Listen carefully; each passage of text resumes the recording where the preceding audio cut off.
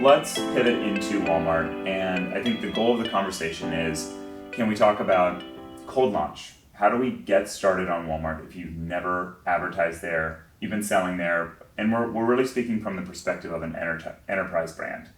Okay, and we'll kind of move from cold launch, what's that setup like with Walmart, what's it set up like with PackView, and how do you get measurement rolling, what's reporting like, what are the opportunities, what are the challenges, and I'll continue to kind of like feed the questions. And I think I'm gonna throw the question out to Wes and just say, cold launch, you are currently selling your products on Walmart, either as a vendor or as a seller. What is the cold launch process like? The cold launch process can be extremely intimidating, honestly. You're starting with a completely blank slate.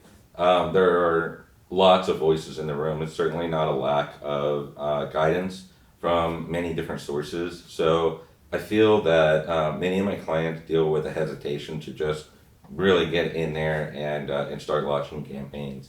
There are a lot of aspects to consider.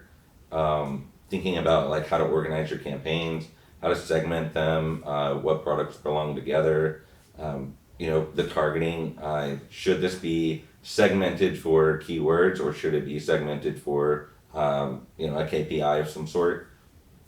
So really, I think there's a lot of hesitation, and what we try to offer is a voice of reason, saying that starting somewhere is better than not starting at all. But I do think that there's a lot of headroom to improve on how we help clients really just get started. So that's the customer or the client success perspective. Now, Claire is a strategic consultant, and this is the type of thing that she does all the time. So, Claire, let's say that you've got a supplements brand, let's say, they do a lot of business on Amazon across retail media, and Walmart has been a struggle for them, and they come to you for guidance on how to get started. What is step number one?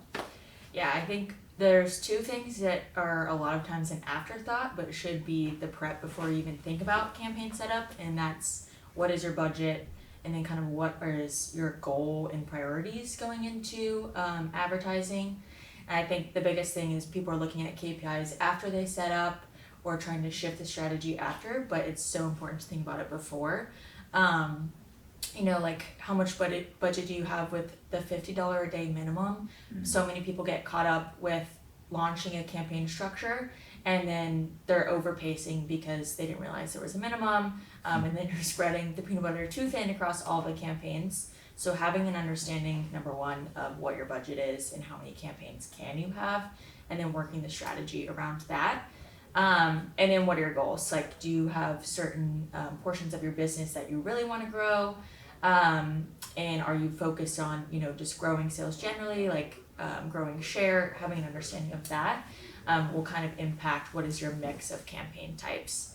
But I would say the basics are, whether it's multiple brands or multiple categories within a brand, the more granular you go, the more efficient your campaigns are going to be. So taking a look at the whole catalog and grouping the products by category or brand is going to be the most effective for you, and then applying, based on the budget you have, can you have auto campaigns, a brand keyword campaign, a category keyword campaign, and those are going to be your three, very much like your base support.